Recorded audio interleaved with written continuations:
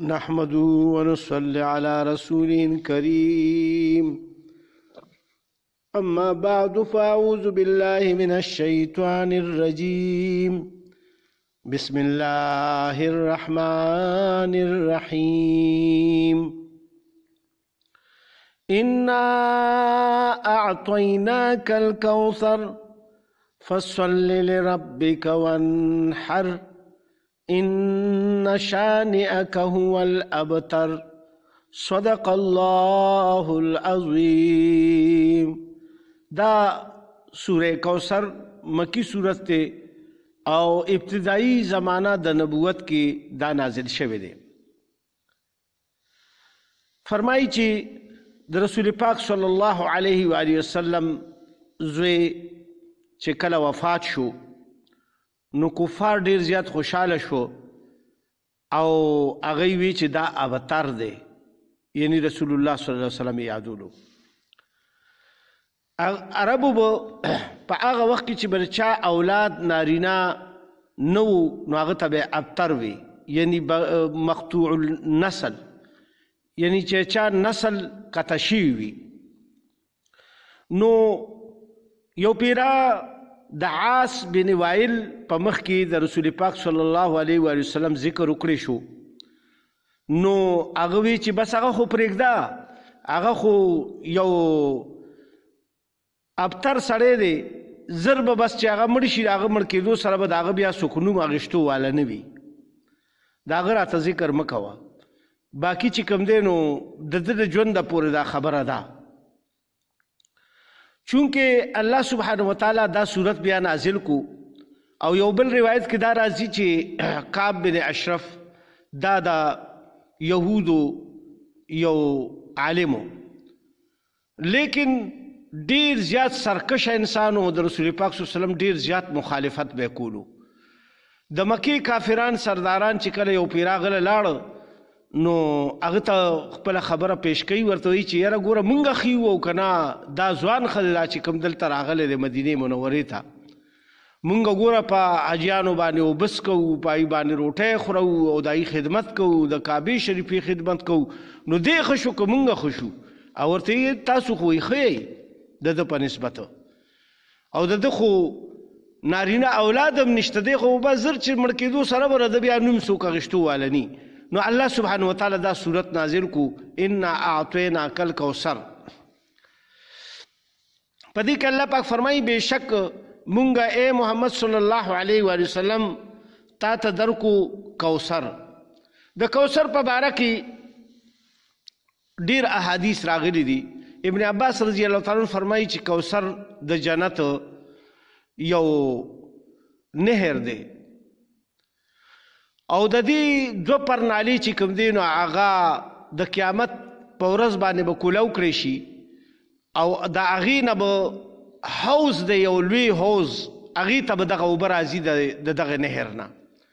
خو هغه به داسې پرنالې نه وي لکه زمونږ څنګه د کوټو دا ناوې چې کومې دي، هغه به یو ډېر لوی څنګه چې تاسو د ډیم یو سپیلوی وګورئ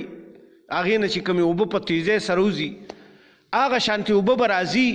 او رسول پاک صلی الله علیه وسلم په یو حدیث مبارک کې فرمایي چې زما د حوض کوثر اوبه به ډېرې ښکلې خوږې وي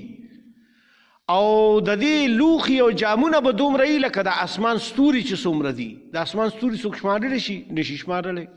یعنې دومره تعداد کې به وي. بیا رسول الله صلی الله علیه وسلم فرمایي چې وایي زه به ولاړم او زه به خپلو امتیانو باندې د دغې حوض نه اوبه څکوم په خپلو لاسونو مبارکو باندې. الله پاک د زموږ د ټولو نصیب کړي دغه اوبه د محمد صلی الله علیه وسلم د لاسونو مبارکو نه. او دغه اوبه چې څوک وڅکي نو د قیامت په ورځ به هغه ته بیا تر د جنت تلو پورې هغه ته به تنده نه لګي. بیا رسول الله صلی الله علیه وسلم مزید فرمایي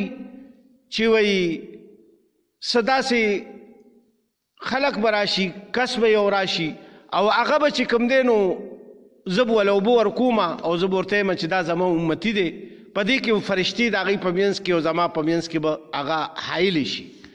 او هغوی به وایي چې نه. نو زه به الله ته عرض کوم چې ای الله دا خو زما امتي دی، زما نوم او دا کلمې ویونکی دی، نو دې ما ته راپرېږدي چې زه وله اوبه ورکړم. نو الله پاک ورته فرمایي چې اے پیغمبر علیه الصلاۃ والسلام ته خبر نه چې ستا نفس بیا دی په دین کې څومره یعنی بدعات وکړو د خپل ځان نه پکې دین شامل کو او هغه خلکو ته وښولو او خلکو په هغې باندې عمل کړی د ګمراهۍ سبب وګرځېد دی لہذا دی باندې ته اوبه مس کوه نو هغه به وایي چې لرې کوي زمانه لرې کوي بیا به رسول الله صلی الله علیه وسلم داسې وفرمایي چې لرې کوي زمانه لرې کوي زمانه زما دی سره هېڅ تعلق نشته نو رسول پاک صلی الله علیه وسلم به بیا دی باندې اوبه ونس کوي نو حوض کوثر دومره یعنی زبردست حوض دی چې د دې نه به رسول الله صلی الله علیه وسلم په خپلو امتیانو باندې په خپل لاسونو مبارکو باندې اوبس کوي اوس الله سبحانه وتعالی دلته فرمایي انا اعطیناک الکوثر بېشکه مونږ تاسو ته درکو یې پیغمبر علیه الصلاۃ والسلام کوثر او بل علماو دا لیکلي دي چې کوثر نه مراد د دنیا او د آخرت څومره فلاح او کامیابی چې دي نو هغه ټولې ته مراد دي لکه د دنیا دا کامیابی دي چې رسول الله صلی الله علیه وسلم له الله پاک چې کوم دی نو په ټولو کفارو باندې بری ورکو مکه معظمه چې د کوم نه دی او صحابه ویستلي شوي هغه الله پاک د هغوی په لاس باندې فتح کړ او تقریبا په ټولو عربو کې د رسول پاک صلی الله علیه وسلم په زندګۍ کې اسلام خور شو او اوس په ټوله دنیا کې د الله نوم اخیستو والا یعنی اوسیږي دومره دین خور شو چې د دنیا ګوټ ګوټ ته مسلمانان ورسېده او کلمه ګو ورسېده نو هر ځای کې چې یو مسلمان مونځ کوي اذان کوي نو پدې کې اشهد ان لا اله الا الله واشهد ان محمد رسول الله دا خو وایي نو الله پاک خپل نوم سره د محمد صلی الله علیه وسلم نوم ولګولو نو کوم ځای کې چې څوک یعنی مسلمان دی نو هغه د رسول الله صلی الله علیه وسلم نوم مبارک په ډېر احترام او په عزت سره اخلي او دومره عزت او احترام سره څوک د پلار نوم نه اخلي چې څومره پیغمبر علیه الصلاۃ والسلام اخلي او د نسل خدای چې د سړي زوی وي نو هغه په ده باندې مطلب دا دی چې ډېر فخر کوي چې یعنی مطلب دا دی به زما وروستو په آخري عمر کې چې کوم دی ملاتړ وي او دی به هر وخت چې کوم دی نو ما سره زما به هیلپ کوي مدد به مې کوي نو دا امتیان چې کوم دي رسول الله صلی الله علیه وسلم دا د خپلو زامنو نه زیات رسول الله صلی الله علیه وسلم تر خپل پلار نه زیات ګوري او ورسره د خپل ځان نه زیات محبت ساتي محمد صلی الله علیه و وسلم سره ځکه الله پاک کوثر ته چې کوم دی نو کوثر ذکر فرمایلو چې مونږ تعالی درکو کوثر یعنی د دنیا او د آخرت کامیابی او بیا الله پاک فرمایي فصل لربک وانحر پس مونځ کوه د خپل رب دپاره او قرباني کوه د خپل رب دپاره یعنی مونځ او قرباني دواړه د خپل رب دپاره کوه دا د څه دپاره چې یعنی تاله مونږ دومره نعمتونه درکو او دومره مو ستا شان اوچت کو کامیابی مو په دنیا کې درکې نو اوس ته د دې په دغه کې چې کوم دی نو د الله پاک شکر ادا کوه او د الله دپاره چې کوم دی نو مونځ کوه او ذبح کوه قرباني کوه قربانه ذکر دلته کې الله پاک فرمایل اکثر په قرآن پاک کې الله پاک مونږ سره زکات ذکر فرمایلی دی دلته الله پاک د قربانه ذکر فرمایلو د هغې وجه دا ده چې کفارو به د بوتانو ته مطلب دا خپلې قربانۍ پیش کولی او په اسلام کې چونکې قرباني یو خاص عبادت دی چې صرف د الله د پاره کیږي نو الله سبحانه وتعالی دلته وفرمایل چې یعنی مونځ کوه او ورسره قرباني کوه د الله سبحانه وتعالی په نوم باندې اوس الله پاک په دې بل آیات کې فرمایي ان شانئک هو الابتر بېشکه دشمن ستا هم دی بې نامه بې نښې یعنی کوم چې دشمنان دي ستا نو دا به بې نومه او بې نشانه وي او د مرګ نه پس به د دوی اړو څوک ذکر خیر نه کوي څومره چې کفار مړه شوي دي د هغې نه پس بیا د هغې چا یعنی ندي یاد کړي ځکه چې یو سړی یعنی دومره زیات په غټو دغه باندې سروي او هغه پیغمبر له تکلیف ورکی د دې د وجه نه هغه بیا چې کوم دی څوک نه یادوي بلکې خپل اولاد هم نه یادوي او زیات د دغه خلکو اولاد چې کوم دي نو هغه بیا مسلمانان شو نو کفار چې څومره مړه شوي دي نو هغه بیا هغه ذکر خیر سره نه به یادول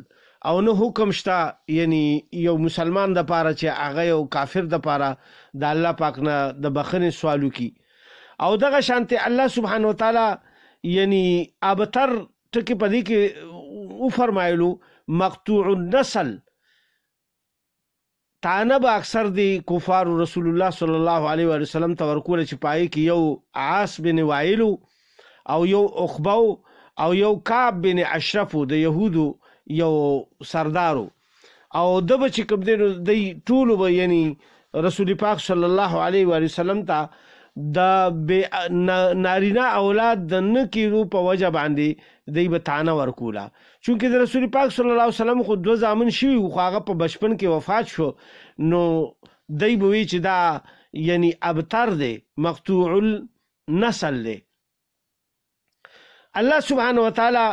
په دې آیاتونو کې فرمایل چې د رسول پاک صلی الله علیه وسلم اولاد چې کوم څومره مسلمانان دي دام یو قسم د رسول پاک صلی الله علیه وسلم اولاد دي او بل نسبی اولاد چې کوم دي نو هغه مشته د فاطمه بیبي نسل الله سبحانه وتعالی په ټوله دنیا کې خور کو او چې کوم مونږ ورته سیدان وایو په ټوله دنیا کې چې کوم دي نو په لکونو کروڑونو تعداد کې چې کوم دي نو هغه موجود دي اوس په دې وخت کې او تر قیامت پورې وي نو په دې لحاظ سره د رسول پاک صلی الله علیه و وسلم یعنی نوم اغشتو والا د اسلام په نوم باندې او د اولاد په نوم باندې په دواړو ذریعو سره او د امتیانو په ذریعه سره یعنی هغه یادېږي او الله سبحانه وتعالی ول ډېر لوی مرتبه ورکا او دا هغه خبره یعنی غلطه ثابته شوه چې کوم هغه بوکولا چې بشکه یعنی مطلب دار الله پاک ورته فرمایل چې بشک استا دشمنان چې کوم دینو هغه به بینام او بنشانه وي یعنی د کافرای په حالت کې بدای مرشي او بیا به سوک نه یادای الله سبحانه وتعالی دې موږ په دې باندې عمل کول توفیق راکړي او زمونږه د ګناهونو درجېدو سبب دی وګرځي زمونږه ناسته او الله پاک دې په موږ باندې رحم وکړي زموږ په والدینو په ټول مؤمنان مسلمانانو باندې او چې څوک وفات شي دی الله پاک بخشش وکړي او موږ ته د راتلونکي منځونه آسان کړي او په آخر کې مولدا عظیم شان کلمه نصیب کړي چې لا اله الا الله محمد رسول الله صلی الله علیه و سلم